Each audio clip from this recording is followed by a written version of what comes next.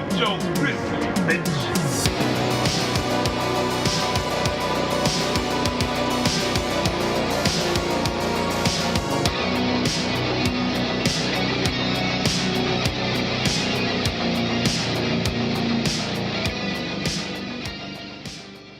What up, mean militia? I'm Mean Joe Grizzly, and when I'm not compiling a list of the top 15 films of 2024 plus honorable mentions, I'm at the Grizzly Cave, watching movies, reading comics, listening to metal, and of course, crushing beers.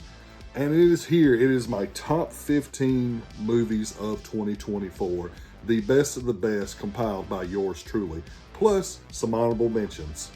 But before I give you my list of the top 15 movies of 2024, please, if you like this video, like it. And if you like it enough, please head over to the channel, subscribe, and make sure you hit that little bell button so you never miss an episode. Also, if you would please follow me on all social media platforms so you can get channel updates, movie news, and all forms of badassery. Now, let's talk about my top 15 movies of the year. This is Grizzly Grade Reviews.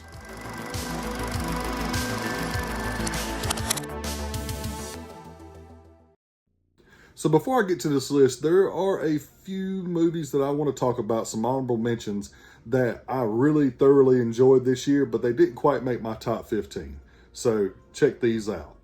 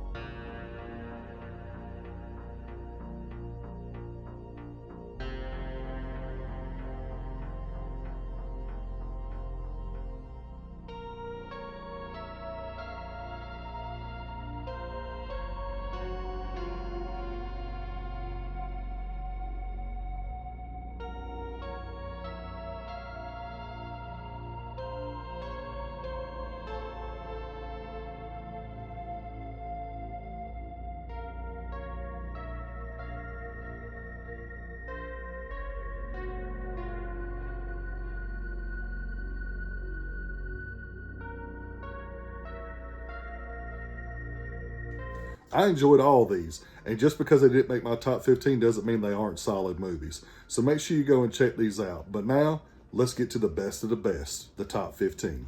So kicking things off at number 15, we have the super experimental slasher film that is a Friday the 13th movie from the perspective of its Jason S. killer, Johnny. And of course, I am talking about In a Violent Nature. Now, I completely understand that this movie is not for everybody, and it is a very, very divisive film. But for me, I thought it was awesome. Started out with the obvious is this movie is absolutely gorgeous. Like, the cinematography in this movie is incredible. Now, it's a bunch of long shots, and a lot of times it is just following Johnny walking through the woods, stalking his victims.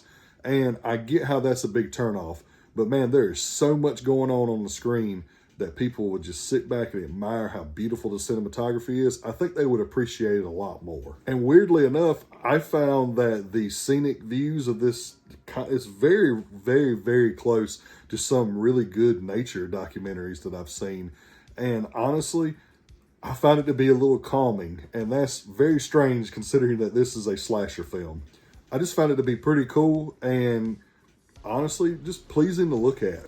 I also appreciate how the director incorporated the slasher genre into this while also very obviously incorporating his interest and love for third-person perspective video games, because this movie is quite literally like Friday the 13th the game, but with immaculate cinematography. So it's pretty undeniable that the guy is a humongous Friday the 13th fan and that he loved playing the game. And that one day he was like, I'm going to do a movie from the perspective of the killer. And he succeeded. He actually pulled it off, in my opinion. And he definitely took inspiration from Friday the 13th for his killer, Johnny. Now, Johnny doesn't give a fuck. Johnny is brutal as hell. He does not care. And he has potential to be a horror icon if they continue to make these movies and improve on the idea and the concept that they actually have established here. Our boy Johnny don't give a fuck. Like I said before, he is brutal. His kills are incredible. And one of them is even an all-timer. And I'm not saying that lightly. This isn't like me overhyping this movie. There is a kill in this movie, and I'm just going to call it the yoga kill. That's all I'm going to call it. If you haven't seen this movie, watch it just so you can see this one kill. And when this happened, I was in a theater that maybe was halfway full. It wasn't full all to capacity, but it was definitely at least halfway full. And when this kill happened, all you heard was gasping coming from the crowd, and then after it was done, everybody stood up and clapped, and I thought that was freaking awesome. It brought everybody in that theater, which this theater was dead quiet until this kill, and then it just sparked this whole crowd back to life, because this movie is a very slow burn, but that kill was worth it. And it's not just a one kill movie. There are some great kills in this movie. Just that one definitely stands out, and that one is 100% an all-timer.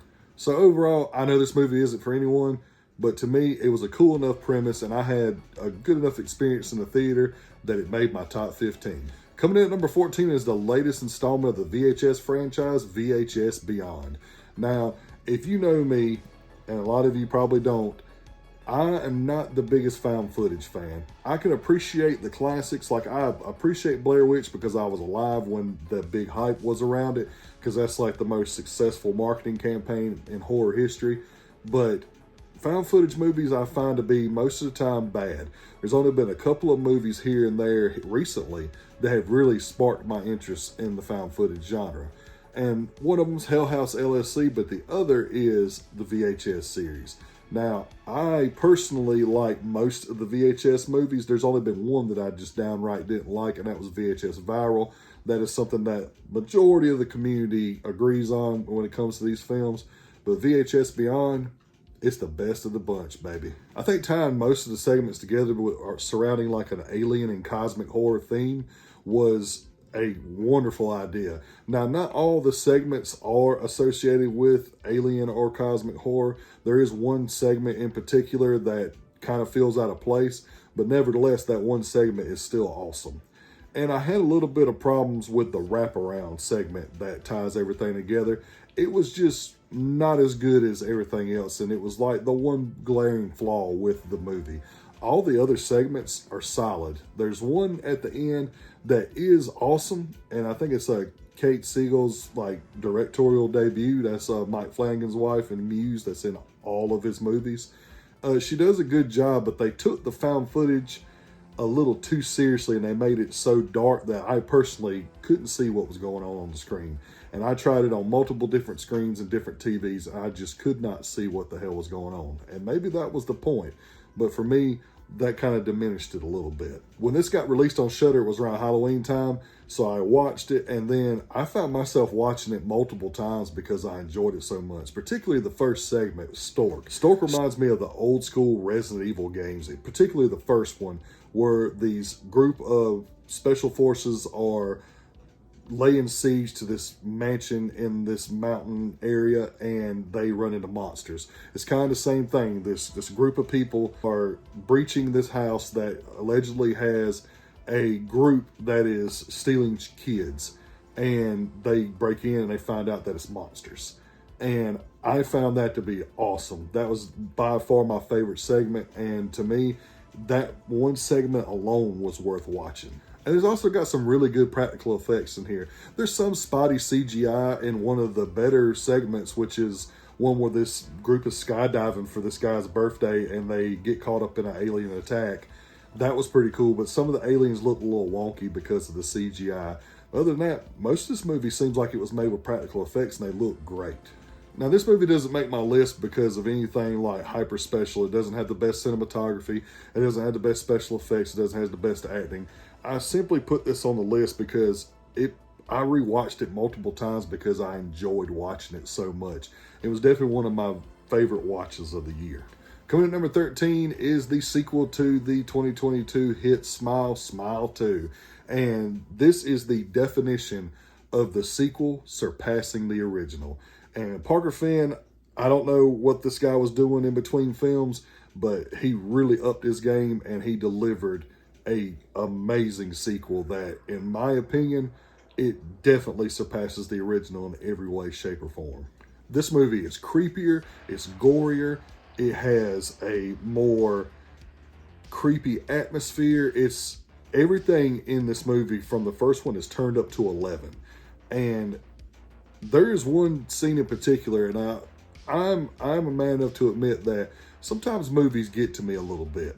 I get a little paranoid when I go home at night, or either something in the movie will make me squirm in my seat. And this movie has a scene, and you see it in the trailer, so I'm not really spoiling anything for you, but the scene in the trailer where Sky Riley, the main character, played by Naomi Scott, is trying to get away from a group of these people who are possessed by the Smile Demon.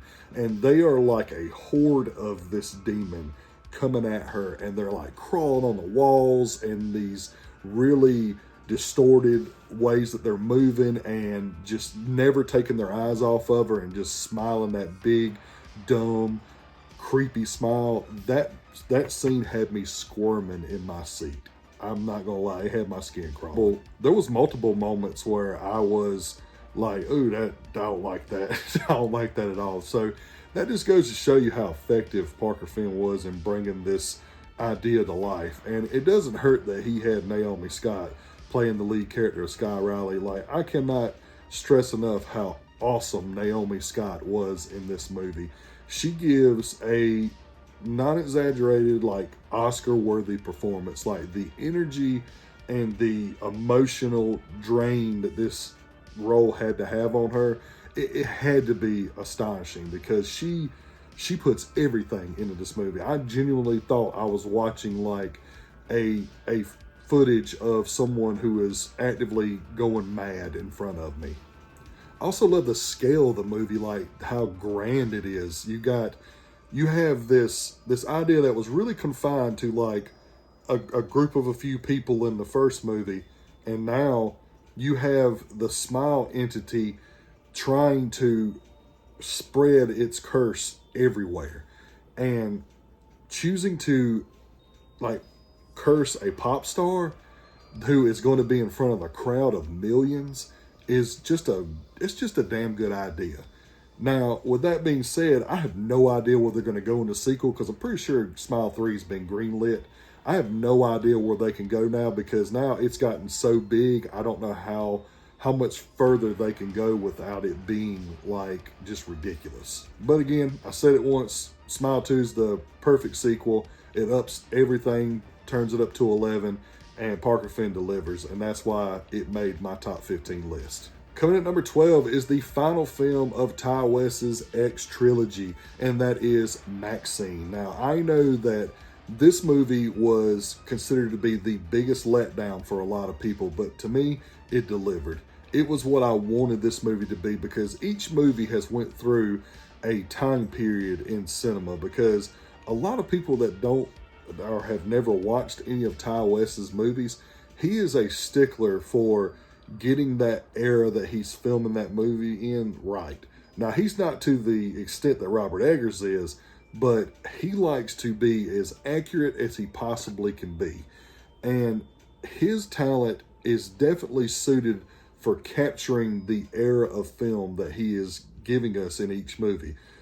In the first X movie, it was 1970, so he gave us this grindhouse exploitation film. In Pearl, it was set back in the early 1900s, so he was giving us a look at like classic cinema on the vein of like Casablanca and The Wizard of Oz. And now with Maxine, he has given us the sleazy 80s. And to me, that's what makes me like these movies so much, is I see all of the spirited homages to these genres of film and these eras of film that Ty West is very clearly pouring into these movies. I feel like he perfectly captures the whole era of 1984 and how crazy it was, from the Satanic Panic to the sleazy streets of LA to the seedy underbelly of the film industry, where people are doing whatever they can do to make it, the adult film industry, all that stuff that he puts in this movie. It just seems so authentic, like I'm actually watching this movie through that, like I'm back in time and I'm watching this movie unfold in real life. And I appreciated that so much. And one of the things that I really appreciated, and what I thought was crazy, and it was lost on so many people, was this is a giallo movie. And it is a giallo movie in almost every sense of the definition. It is a batshit crazy movie that is like a slasher turned up to 11 with hyper violence, that has a black gloved killer and just has all these crazy twists and turns. And the plot can get confusing at some points because it's like guerrilla filming. It's all over the place at some points in the movie. And I really like Italian horror. I love giallo movies. And some of the people that I watch on YouTube, this was completely lost on them. And it was kind of crazy to me because it is clearly influenced by giallo. And I know that a lot of people were kind of pissed off because the ending and the reveal at the end was kind of obvious. But if you've been watching these movies, it should have been obvious. We knew all roads led to this. We knew that this was going to happen. That wasn't anything that was left up to mystery. We were just there with Maxine along for the journey. And to me, this culminated perfectly into what we were expected to see. And all that was put on full display for me with Mia Goth. Mia Goth has made this character now a horror staple. Like, she is going to go down as one of the best horror characters of all time. And I hope that, I know this is going to open the door for her, at least it should, but I hope that Mia Goth doesn't forget her roots, and I hope that she continues to do more work in horror, because she's incredible, and I have grown to love her in everything that she does. To me, she has not had a bad role yet, and she definitely gives one of the best character performances of this decade. Ty West knocked it out of the park with this trilogy, and to me, Maxine was the perfect finale for it. So that's the reason why it makes the list. Coming in at number 11 is one of 3 batshit crazy blind watches that I've seen this year in theaters that I am so glad that I took a chance on, and that is Strange Darling.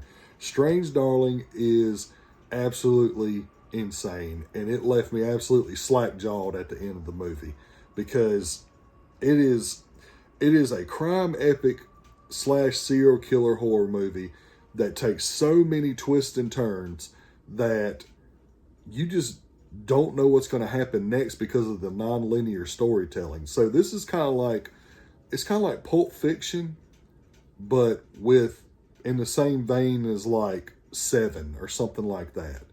And not to say that this is dark as Seven, because it's not, but it's definitely a gritty crime thriller in the vein of Pulp Fiction. Like, you have chapter 7 first, and chapter 2, and then chapter 8, and then eventually we lead up to where we get the entire story unfolding. And the way that they told the story, it just made the movie very intriguing and kept you engaged the entire time. 2 leads in the movie, Kyle Gardner and Willa Fitzgerald, both of them do phenomenal jobs. Kyle Gardner, I'm so glad that he is getting to a point to where he is starting to become a staple in Hollywood, where he can get bigger roles, because this guy deserves it. He's paid his dues. When he first started out, he was in a bunch of movies that were one in particular being the Nightmare on Elm Street remake. But since then, he's taken some very good roles, Smile being one of them, and Strange Darling is definitely the other. Maybe one day he'll pull a Dave Dismounchen and he'll get a lead role, because he definitely deserves it. Also, I'm not very familiar with Willa Fitzgerald. I've seen her in movies, but as far as to say that I've seen her in a lot of stuff, I can't say that I have, but she is absolutely phenomenal in this movie. She is 100% diabolical, just like Kyle Gardner's character is diabolical as well.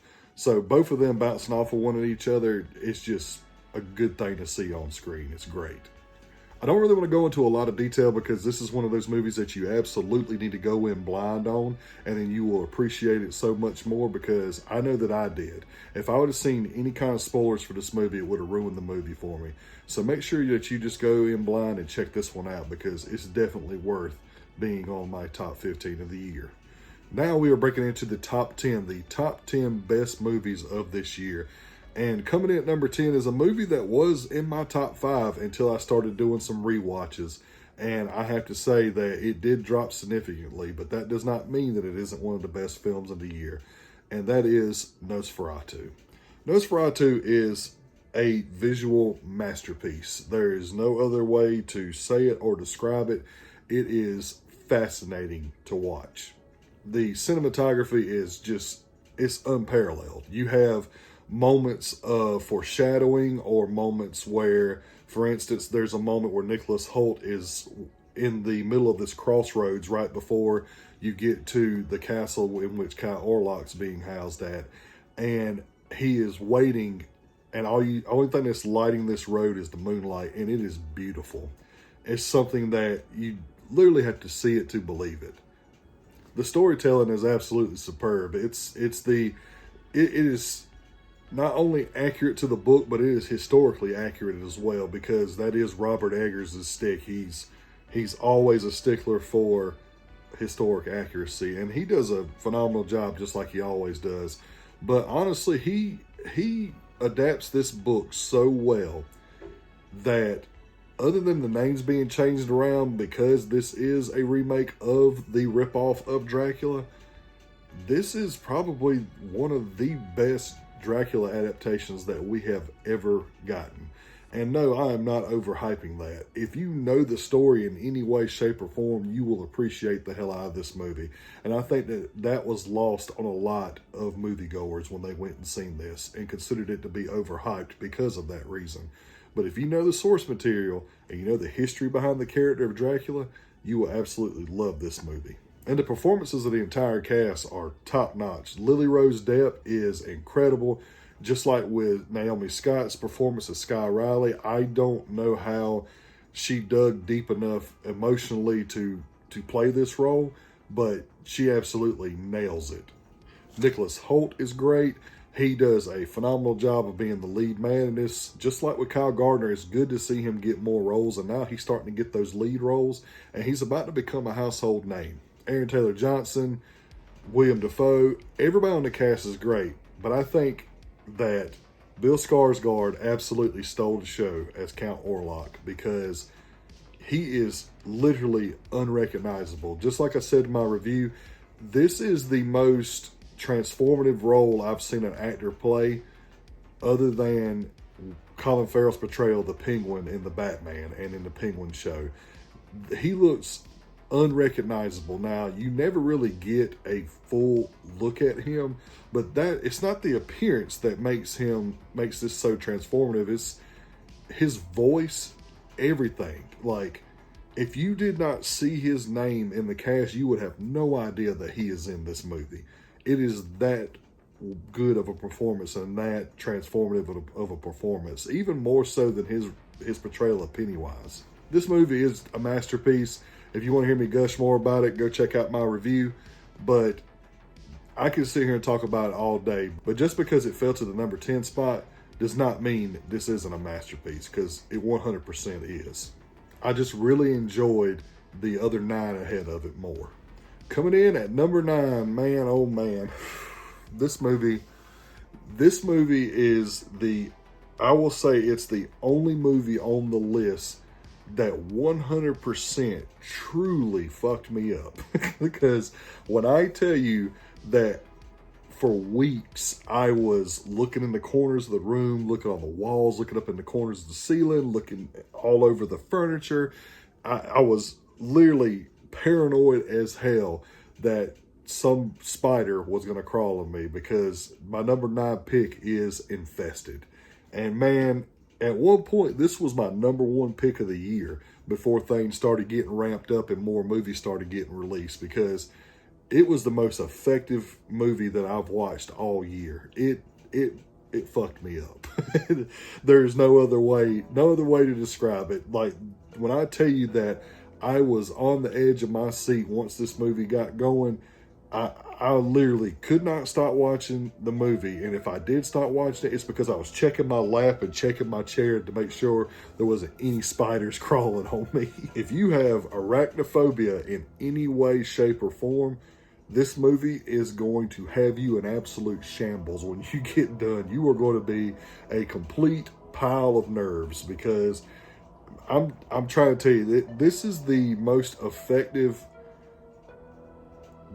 This is arachnophobia, but the rated R version. That is the best way I can tell you and describe it. But it's turned up to 100. When I tell you there is a scene in this movie, and you can see it in the trailer of the movie, where there's this hallway. It's this long hallway, and it's full of webs and just poisonous spiders everywhere. That scene is so intense that you are literally just sitting there biting your nails, because it is just so, I can't even like describe it. But what's really bad is that scene's crazy, but the scene directly after that scene is nightmare fuel. That's the scene in the movie that messed me up. It's the stairwell scene. And if you watch the movie, you'll know what I'm talking about. So please give this movie a shot, because it's got great performances. It's got amazing creature effects. Even the CGI they use, even though sometime at the end it looks a little spotty and it kind of gets wild at the end, this movie is great. And I'm going to go ahead and tell you, in case you don't know, this movie is a French film, so it is subtitled. But I do believe there is a dubbed version. I just don't know where you can find that at. But don't worry about it. Just watch the fucking movie, because it will mess you up. There is no way this movie doesn't mess you up. And it's a testament that all the good movies that came out after it, that this movie still remained in my top 10. Because, again, this is the one movie of the year that I could say has stuck with me. And I've only watched it twice. And twice might be enough. Definitely the most freaked out that I've been after watching a movie in a very, very long time. Coming in at number 8 is probably the funnest movie that I watched this year, and that is Abigail. Radio Silence, man, you guys did it again. I don't think that these guys miss, man. Like, yeah, their Scream movies have some parts in them that I didn't care for, but overall, I enjoyed both of the Scream movies they did. I love Ready or Not, and now they gave us this, and I just want to say, between this and Nosferatu, it is so good to finally see vampires back that actually have fangs, because I have gotten so sick of the Twilight vampires, the more romanticized vampires. Even though Nosferatu has some romanticism in it when it comes to their vampire, he is still a brutal and powerful being. I'm just glad that they made vampires scary again. And even though the character of Abigail isn't necessarily scary to me, she's brutal as hell, and she does not give a damn. She is one of the best villains of this year by far. And this has been a year to where I have really given it some thought into making like top 10 male performances, top 10 female performances, top 10 villains, top 10 heroes. I've thought about doing that. And unfortunately, I ain't going to have the time to do it. But man, if I did do that this year, oh damn, it'd be a job, because this is probably the best year we've had in a long time, where there was so many phenomenal performances, like career performances for some people. And I'll talk about more of those later on in this list. But Abigail's great. It's got the blood and gore. When I say it's got blood and gore, it's got blood and gore. Like they don't hold back any of that. I'd really like to know how much blood they actually used in this movie, because they had to really have a blood budget for this one. Although a lot of it is CGI, but there was just blood everywhere. It's got a cool story and a cool premise. The whole idea of they were hired to kidnap this powerful man's daughter, and the daughter ends up being essentially Dracula's daughter, is pretty damn good. I thought that was an incredible idea. Kind of like having the heist team just run into a vampire was really cool idea for me. But the thing that this movie does is it balances comedy and horror perfectly. It's like the perfect marriage of both of them. They don't miss when it comes to that. Like Radio Silence has really hit the nail on the head when it comes to that, because that's a balancing act that's really hard for people to pull off, and somehow they've managed to do it every single time that they've done it.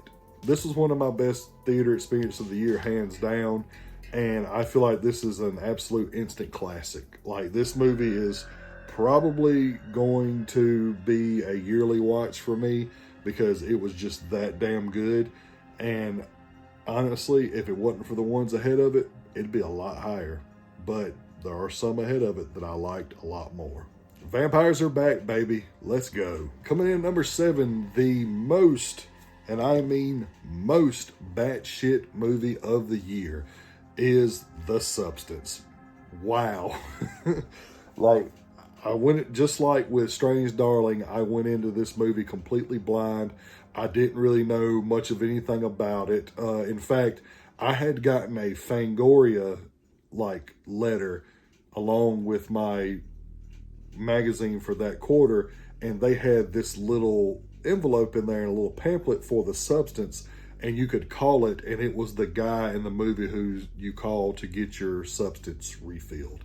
And that was really cool, and that's what intrigued me. So then I seen it played at my local theater, and I went and watched it, and man, am I glad that I did, because holy shit, this movie is wild. First and foremost, this movie is absolutely disgusting. It is definitely the grossest movie of this year.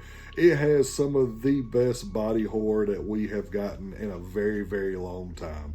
In fact, I would go as far as to say that this is the best body horror film we have gotten since Brian Usna's Society. And for those of you that have seen Society, y'all understand how big of a statement it is, because Society is body horror at its peak, and it is also body horror at its most disgusting, because this movie was definitely surpassed that level of disgust. I love the message that this movie brought, where it was the dangers of one's vanity, as well as putting a spotlight on how when actors, and especially actresses, when they age out of roles, so they get replaced by the younger, more attractive, more fit person for those bigger roles. I like that message, and it's something that needs to be talked about more. And speaking of more, Demi Moore. Man, let me tell you, she just won a Golden Globe for this movie, and it was well deserved, and I hope that she wins some more awards, because this is 100% a career performance for her. I've seen almost all of her movies, and I can say without a shadow of a doubt, this is the best acting that she has ever done. Ever. To me, it's not debatable. It can't even be questioned. This is her best performance ever, because Demi Moore is in her 50s. She pours everything into this role. Like, there's a scene where she's going on a date with this guy who's literally the definition of milquetoast. Like, he's nothing special. He's just this guy. And she goes in there, she gets dolled up, and she looks at herself one more time in the mirror before she walks out.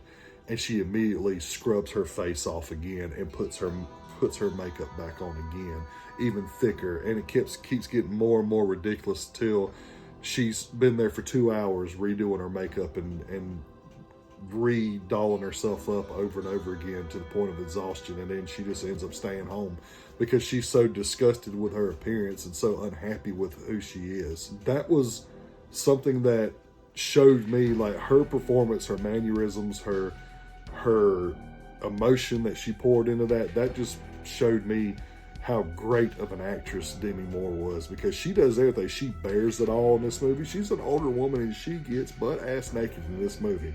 And I don't think that they used a body double or anything like that. I think this was truly her, And she did all this on her own. And the bravery and the guts it takes to do that at her age is pretty incredible. Her co-star, Margaret Qualley, I haven't really seen her in much. She's kind of like Willa Fitzgerald. I've seen her in a few things, but I'm not super familiar with her work. She is phenomenal and devious in this movie. She does a phenomenal job, like to the point that this movie, the way it's shot and everything, she's mesmerizing. They make it to where you can't take your eyes off the screen when she's on the screen. And effectively, that's what they were going for.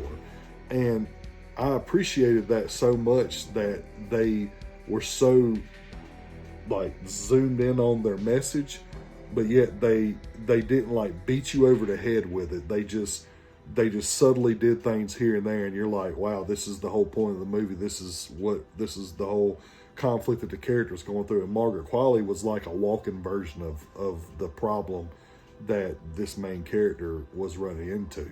And the ending of the movie kind of goes over the top, but it was nuts. This is definitely the wildest movie that I've seen this year. And I know it's not quite as high on my list as it is on everybody else's, but nevertheless, it is definitely one of the best movies that I've seen this year. And it's something that I don't know if I'll rewatch very often, but I can tell you this, I respect it and I admire it, and I think that it deserves any awards that it's getting. And Demi Moore, Margaret Qualley, the cast, the director, everybody deserves the awards that they're getting for this movie, because this movie is phenomenal. Coming in at number 6, there is a movie every year since 2022 and the release of Barbarian. Barbarian is a movie that I absolutely love. And I know that that's a polarizing movie for people. So people either love it or they hate it. And I'm one of those people that I love it. And every year I'm searching for that year's Barbarian. And last year for me it was Cobweb. And this year it's definitely Cuckoo. Cuckoo is also another one of those movies that is absolutely batshit crazy. It is a movie that you know little to nothing about when you go into it, because unlike most of the other marketing, this studio decided to, I think it was Neon that did this. Neon decided to leave a lot of stuff ambiguous in their trailers. Thank God. Thank you, Neon, because it paid off in dividends to me, because I had no idea what I was expecting, but it wasn't what I seen. This movie's weird as fuck, and it's weird as fuck in a good way. It's got very unique premise and very unique story, and it's something that I'm not going to get into because I do not want to spoil this movie for you, because you need to go into this blind and you will enjoy it.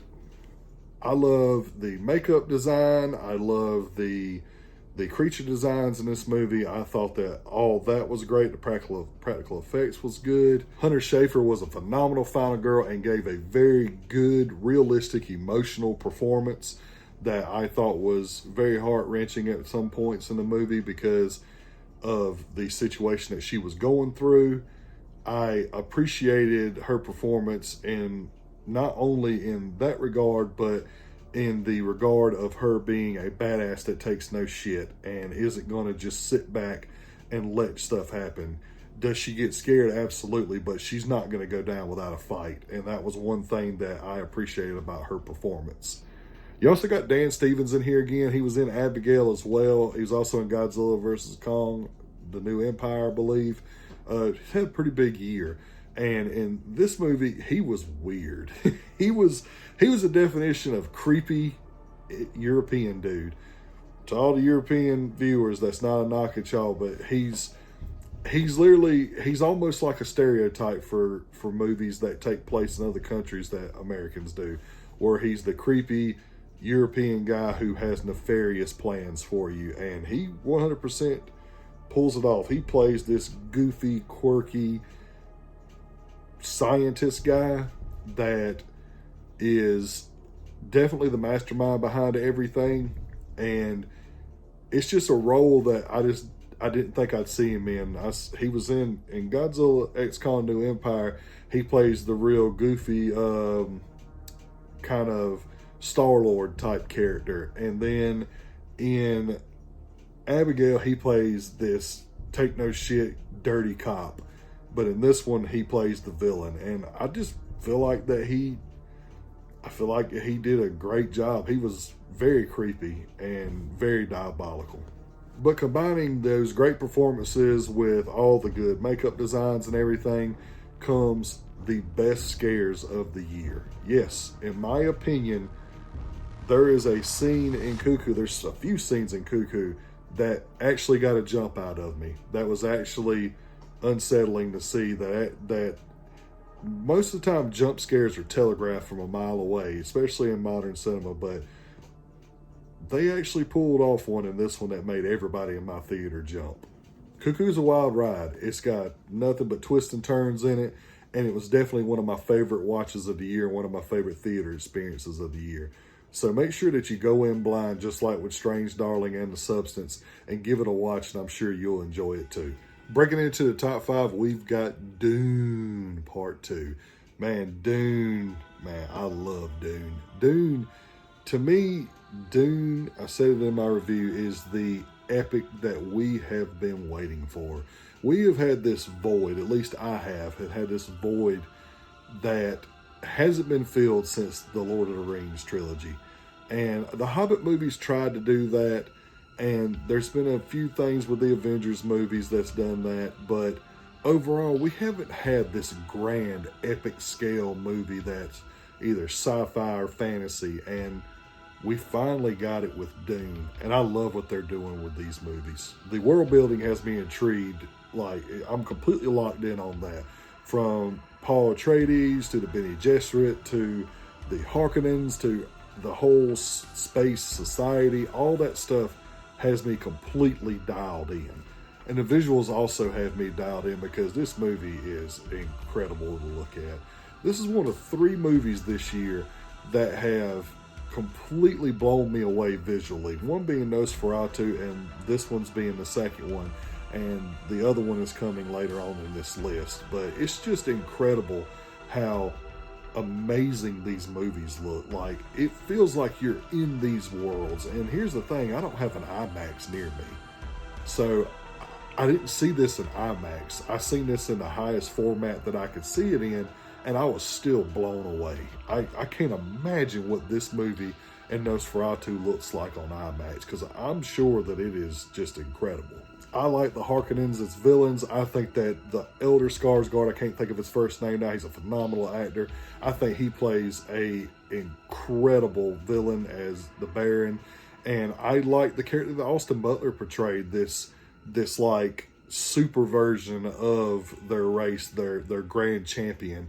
That's just this pretty much this walking serial killer Spartan. And I really enjoyed him being integrated in this and his conflict with Paul Atreides.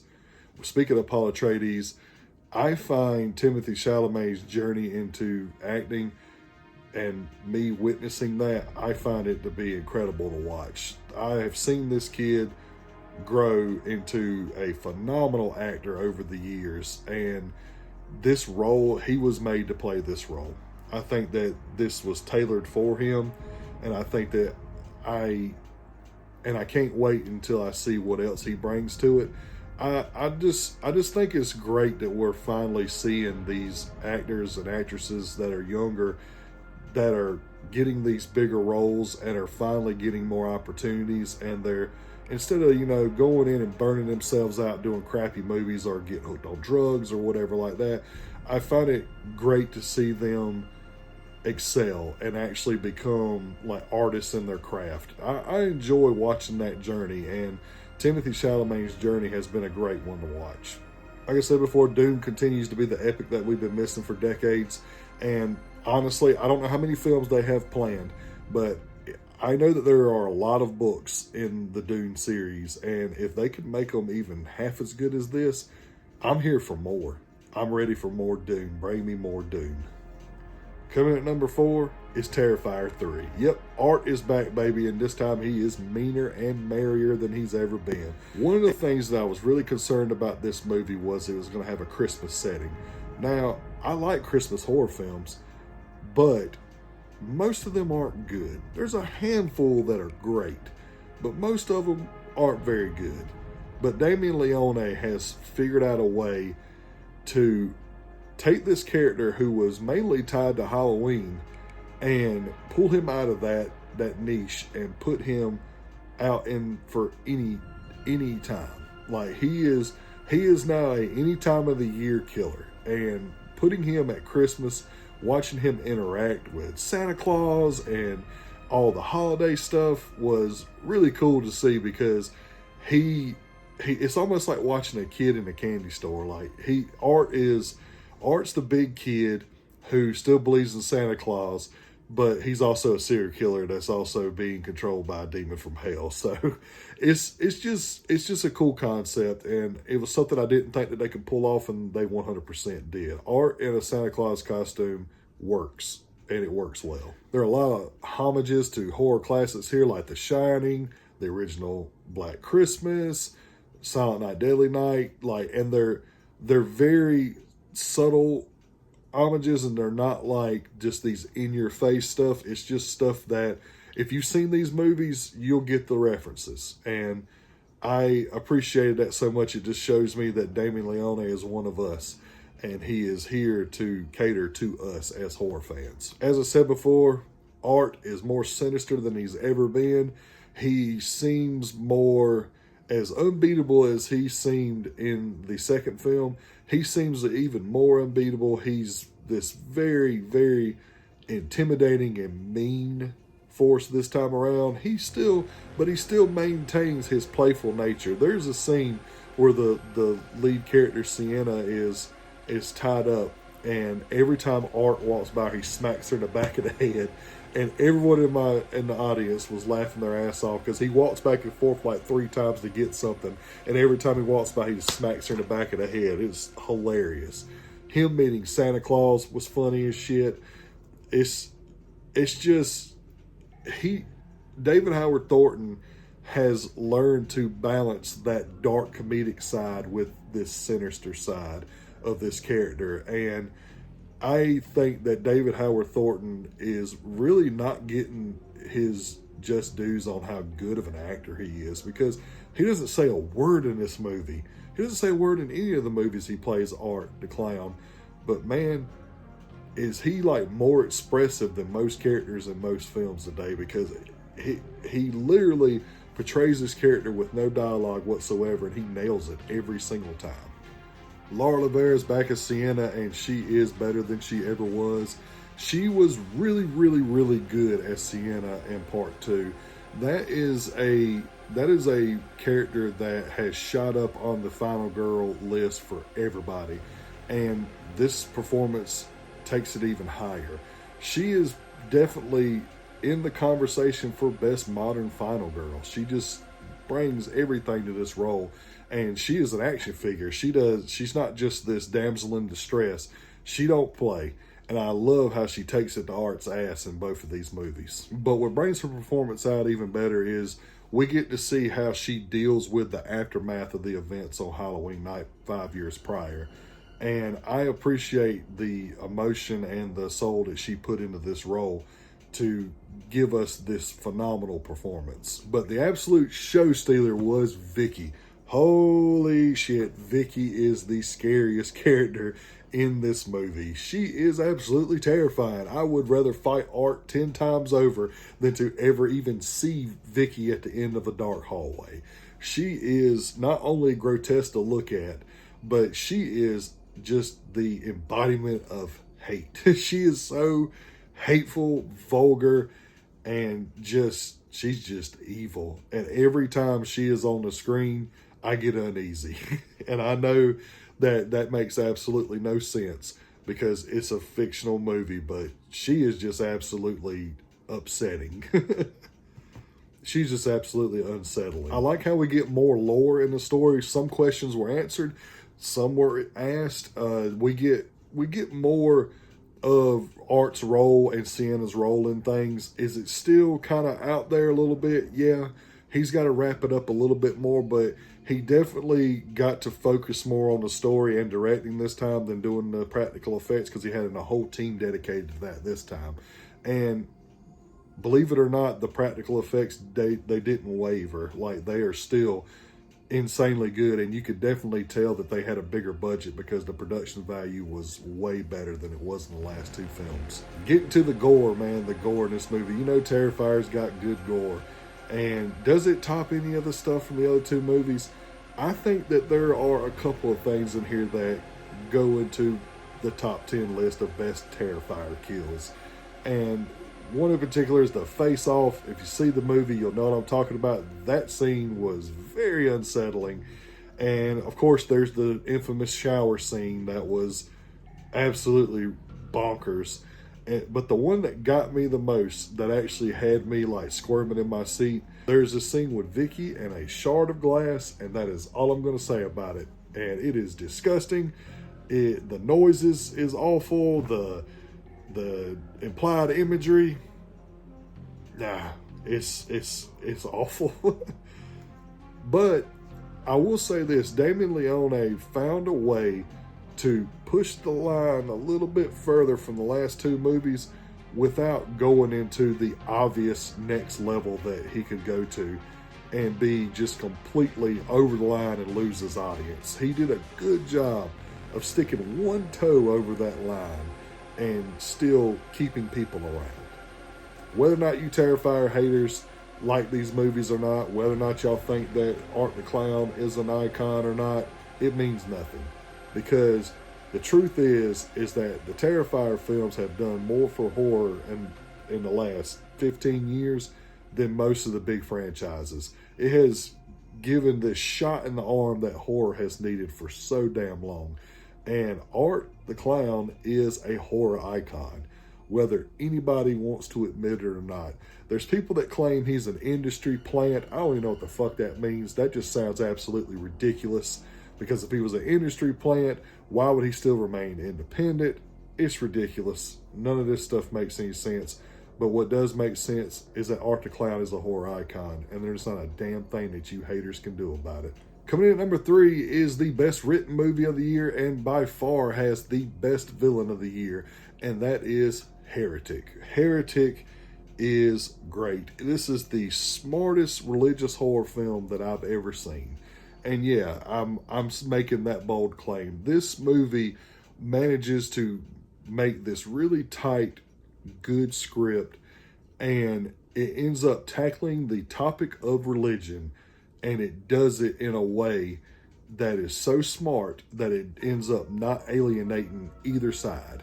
And I appreciated that so damn much, because nowadays when you see religious horror, it's always, let's just throw a bunch of blasphemy in there, let's throw a bunch of people not believing in God there, or making fun of believers, or atheists are stupid, or any of that. I can't stand movies that have these controversial topics that they stay biased to one of them. And I appreciated it so damn much that this movie did what it sent its message out, just wanted to have a conversation with its audience without just completely alienating everybody. And they did it in the form of a very, very tension-filled and thrilling horror film. This movie actually gets you to ask questions about your faith in logical ways instead of just rambling on for a couple of hours about how stupid it is to be a believer. And I appreciated that. And to me, it was very similar to another movie that came out this year that didn't make my top 15, Civil War. Civil War gave us a movie through the eyes of war journalism that was surprisingly unbiased. They give you a situation where the country is literally divided, and they have a president who's essentially gone rogue, and there's a full-blown nationwide civil war that's broken out, and it doesn't choose biases in any way, shape, or form. It lets you just see what is happening.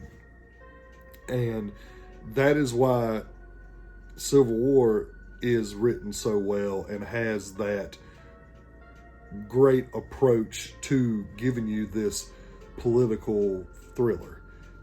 Heretic does the same thing. Heretic just does it on the subject of religion. The two lead girls here, Sophie Thatcher and Chloe East, they are phenomenal. They do a very convincing job of making you think that they really are two Mormon girls that are going door to door to try to get people to join Mormonism.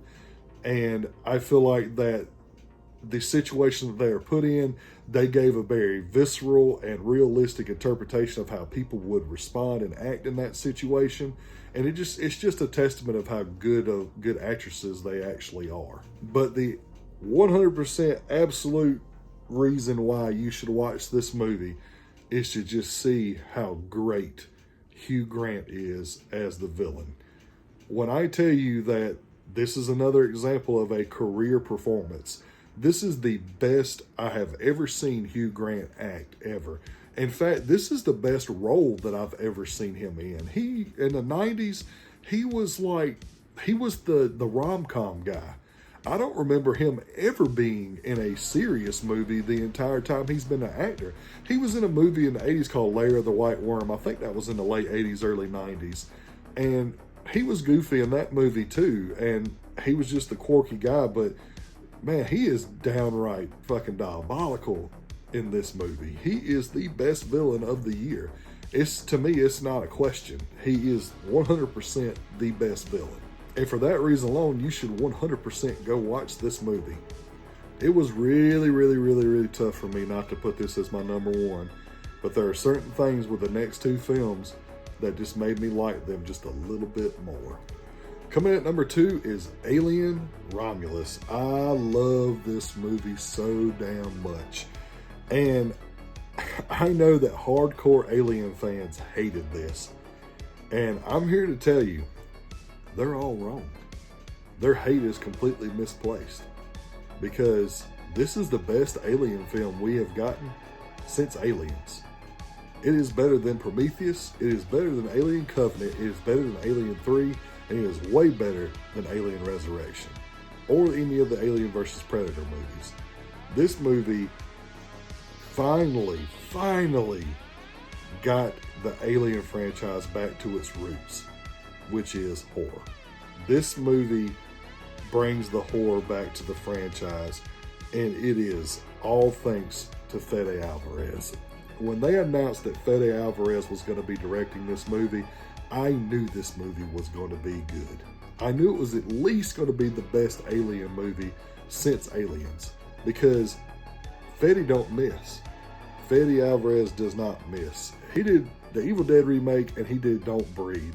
Those two movies alone, that's enough for me to give him the reins to just about any franchise. Fede makes Alien scary again. He makes the Xenomorphs scary again. And he makes the face huggers the scariest they have ever been. They have never been this scary until Fede got a hold of them. He also does a good job of incorporating like overall alien lore from all the movies. He takes a piece of every movie and puts it in here. And I appreciate the hell out of that because it kind of feels like he ties up some loose ends in some subtle ways. No, we don't get any clear answers on a lot of questions that we have because the franchise is all over the place. But I feel like that he took stuff that worked and incorporated it in here, and he took stuff that did not work, incorporated it in, and made it better. And he does all this by using practical effects. We finally get practical effects back in Alien 2. That's something that I feel like really hammered home how much he cared about this project and this franchise, that he fought for practical effects. Not to say there isn't any CGI in here, but he definitely used the majority for practical effects. And speaking of the CGI, that's something that I want to really harp on this film. I've already talked about how great Nosferatu looked visually, how it's a visual masterpiece, and I've already talked about how visually amazing Dune is. Alien Romulus might be the most gorgeous film I've seen this year. The shots of space in this movie are unprecedentedly gorgeous. Like, it's incredible to look at, especially when you're on a big screen. It's just beautiful. It makes me feel like that if I was really out in space, this is how it would look. And it looks terrifying and yet just absolutely incredibly gorgeous at the same time. Some of the support characters in this movie are kind of but the two leads are great. Kylie Spavey does a great job of playing our lead actress. She brings that good mix of I gotta be a survivor while being absolutely fucking terrified the entire time. And you got David Johnson who plays Andy the android, and he absolutely steals the show. He's the best character in the movie. He manages to be someone who is not human at all, but yet shows so much emotion and compassion throughout this movie. He done a phenomenal job. I was fully convinced that this kid really was a robot. Like, if I met him in real life, I would think that he's a robot. But probably the thing that I like most of all about this movie is that it gives me hope for this franchise.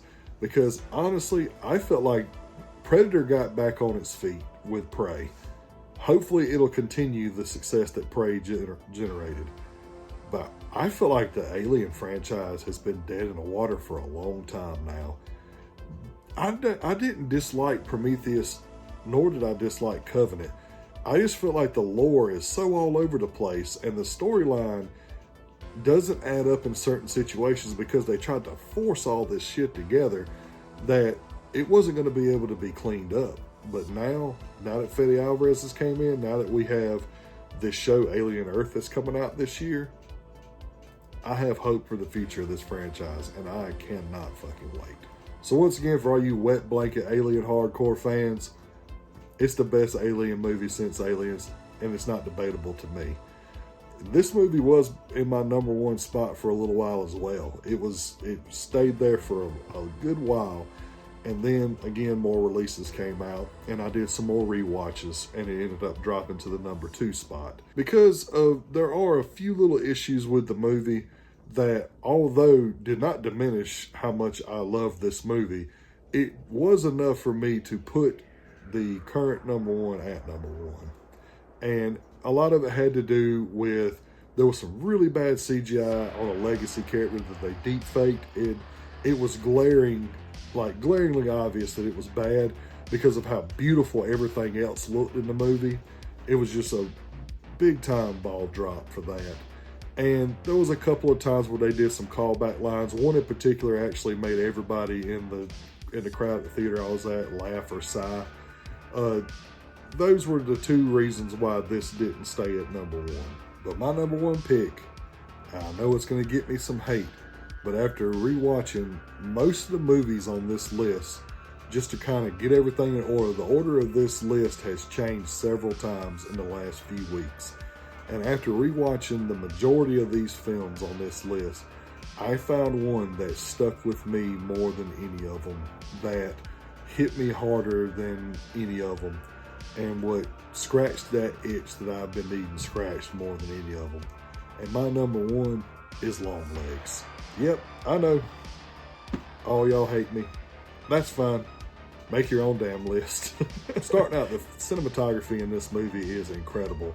And it's not incredible for reasons of it being necessarily visually stunning. It's incredible because Oz Perkins finds a way to builds this atmosphere, starting with his cinematography, using the 4.3 ratio, using these long shots down these real dark hallways to make you feel claustrophobic, these back shots of cars going down the road, peering in the back windows, kind of like you are in this room or in this car or in the vicinity of these characters. It pulls you in, and it makes you uncomfortable the entire time, particularly in the shots where everything's dark and then it focuses on one point in the movie or on the screen, and you feel like you're stuck down this dark hallway and you're looking down it and you're seeing the events unfold at the end of this hallway. It was super damn effective to me. It really just latched on to me and made me really freaking uncomfortable and unsettled the entire time. True crime horror is back. It didn't die in the 90s because Longlegs proved that. It took all the good parts of Seven and Silence of the Lambs and incorporated them in this movie and then gave it a satanic spin. And I loved it. I loved what they did with this movie. My theater experience for this movie was probably the best all year. I may have said that a few times, but truly this was the best theater experience I had all year, because when I went and seen this movie, it was absolutely packed. There wasn't an empty seat in the house, which is extremely rare for a horror film. But I can tell you, there was not an empty seat in that theater. And you could literally feel the tension, and you could cut it with a knife. You could feel it in the air. Everybody was on the edge of their seat, and it was like everybody in the room was holding their breath all at once. Pair that with the packed theater, along with the cinematography, and then every single time Nick Cage's character Longlegs was on screen, and you've got this very, very tense, like uncomfortable, like watch where you're literally sitting there and it's like you're sitting in a theater and you're ready to run at any moment, but you don't know if you can. It's like you're froze there in the seat and you're being forced to watch this horrific stuff take place, or this story unfold, and you can't do anything about it.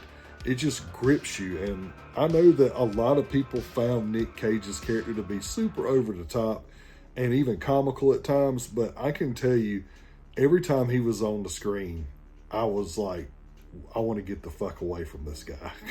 He creeped me out big time. And there were people in the theater that laughed when he got into his like really over the top parts where he was like pretty much singing to the audience.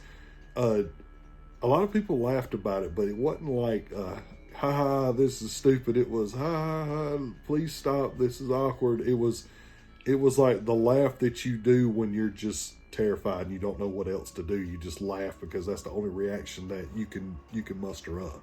Mika Monroe, yet another modern final girl that just picks these amazing roles and just knocks them out of the park every single time. I've liked her since It Follows, and she is great in this movie too, playing a completely different role than what she normally plays. She kind of plays this prodigy detective that is obviously got some kind of autism, borderline to the point that it's almost at a clairvoyant level where she's kind of like Will Graham from the Hannibal series. She can see a crime scene, she can look at photos, and she could just deduce things from looking at the photos or hearing a word or seeing a number or anything like that. It's a role that we're not usually seeing her do, but she does a phenomenal job, and she's very convincing. And she doesn't consistently act like that where she's almost robotic. She has that part of her, but she also has parts where she displays terror better than a lot of people in modern acting. Like when I see her on the screen and she looks terrified, it is very convincing, to the point that she kind of projects that terror onto you and makes you feel the same way. And a lot of that has to do with Osgood Perkins's like directing style and how he sucks you into these movies and makes you invested in these characters. And he just has a knack for reeling you in. And I know the ending and the reveal towards the end of the third act kind of lost a lot of people. But after watching the movie for like the third time, because I've watched it 3 times now, and after doing that, I noticed that in the background, you see imagery and you see stuff, and stuff gets said, and you see like pieces of paper with writing on them and stuff throughout the movie that was foreshadowing everything that was happening in the third act, and people just didn't pay attention. And it's easy not to pay attention when you're so sucked into a movie. But after going back through for the second and third time, it made me appreciate that turn that it takes in Act 3 even more. So with the atmosphere, the cinematography, the acting, the amazing directing, Longlegs manages to give me everything that I wanted in a movie this year. And I know that this is a controversial pick, and I definitely didn't pick it for controversy, because I pick what I want because I like it. That's why Godzilla X Kong, The New Empire, is in my honorable mentions, because I love that movie. And these are 2 starkly different movies, but The fact that I'm trying to make is that I like what I like, and nothing influences me to make certain picks. It's just what I like. And this year, Longlegs gave me everything that I wanted and scratched that true crime horror itch that I have been missing for a while now. So in a year that was filled with incredible movies, Longlegs is my number one of 2024. Well, that's it for this episode. Goodbye 2024, hello 2025. And thank you all for your continued support. And remember, if you like this episode, like it. And if you like it enough, please head over to the channel and subscribe. And make sure you hit that bell button so that you never miss an episode. Also, please follow me on all social media platforms so you can get channel updates, movie news, and all forms of badassery. The next thing we're going to do is our first movie review of 2025, which is going to be Leigh Whannell's Wolfman. And to tell you that I am excited is an understatement, because I am excited because I trust in Leigh Whannell and I don't think he's missed yet. So fingers crossed that it's going to be good. So stay tuned for that, and remember, I'm Joe Grizzly, bitch.